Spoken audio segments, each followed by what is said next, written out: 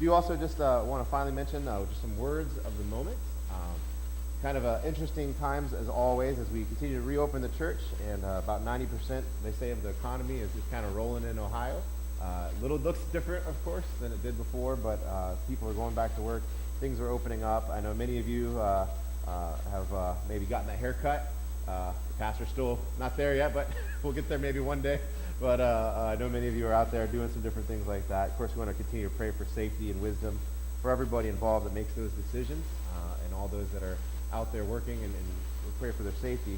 But as we continue to look about this today, we just want to remind ourselves just where our world is at. And where our world is at right now is we have 4.64 million cases worldwide, 1.5 million here in the United States, with 89,000 deaths here in the United States and 312 deaths worldwide. And so, of course, as this is going on, we do, of course, remember those lives that are lost, those that are just have loved ones in the hospitals. Every week there's still a staggering number of people affected by this. And so, of course, we pray for them. And if you're there here today and you have a loved one that you can't be with, or a loved one that has passed away, we're here with you too. And even in the midst of celebrating the Lord here today, we mourn with you, and we're here with you as well.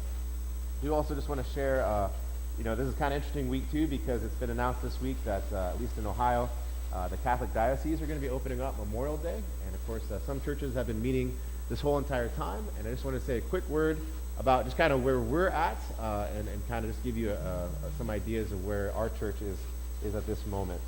Of course, we've been working with the government, as well as the bishop, and the bishop directly with the government, to just give all the best advice, all the different things that we could happen. Their bishop has released a kind of document, if you will, that's just kind of best procedures. In short, basically, there's kind of 3 phases to church life in the future.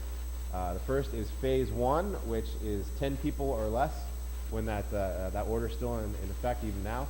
And then eventually when there's a 50-person or less order, and then eventually when there's no restrictions. And so there's going to be guidance on each of those different phases.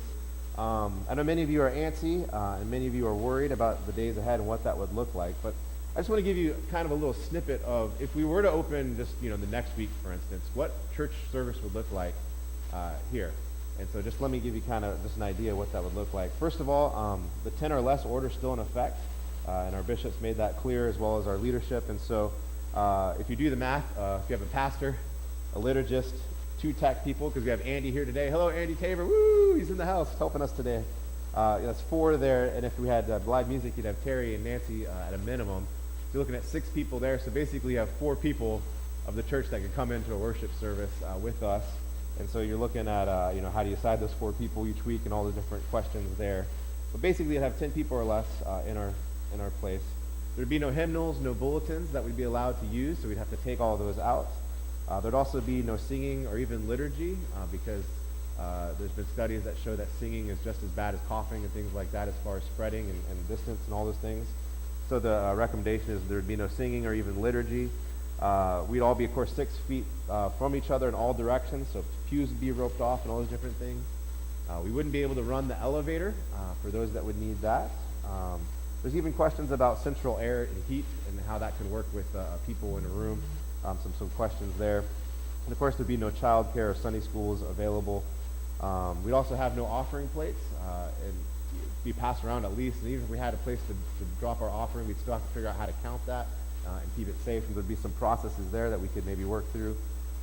We'd also have to really clean thoroughly after each service what we would do here in the sanctuary. And then finally, the recommendation, of course, is that all people would wear masks, and that includes the pastor, and that includes the pastor even when they're preaching.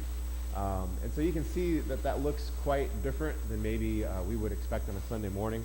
As we talked it over before a little while ago, we were talking through just some different things with some of the leadership team, and one of the thinkings was let's continue to work on trying to improve the live stream, because we know we've had some issues there and some things we wanted to improve on to make it a better experience even after COVID is here. And so we've been working on that.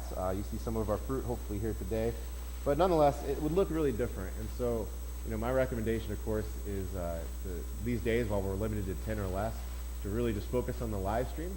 If you want to have a conversation about that, you can absolutely call me, and we can talk through about that. There may be some other ways of doing multiple services and things like that. We could get more people involved, but nonetheless, you can see how it's very limiting, and it'd be a different experience including for those online worshiping, it would be a much drastically less experience for them as well. Because if you can't see the pastor preaching with the mask on, it's kind of hard to do that. So anyways, just to kind of give you an idea of what that looks like. And so we're still, of course, always looking at the possibilities, trying to come up with new things, looking at different directives that are out every new day with that, and it could always change in a heartbeat. But if we were to start up, right here, right now, that's what a church service would look like. And I think for many of you, you'd agree that'd be a very minimalistic service that really wouldn't feel even as good as the live stream does. And so if you feel differently, you're welcome to reach out to me, but I did want to let you know that. Of course, as we're in these days, it's just important to remind us, because I know when you hear all these numbers, it's easy to come acclimated is what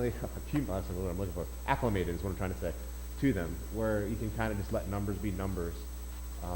But just to kind of put this in perspective real quickly this morning, basically for the last 4 weeks, 10,000 more people have died in the United States, which if we're about just short of 89,000 people, or around 89,000 people here today that have died, almost half of those, 40% of those were the last 4 weeks.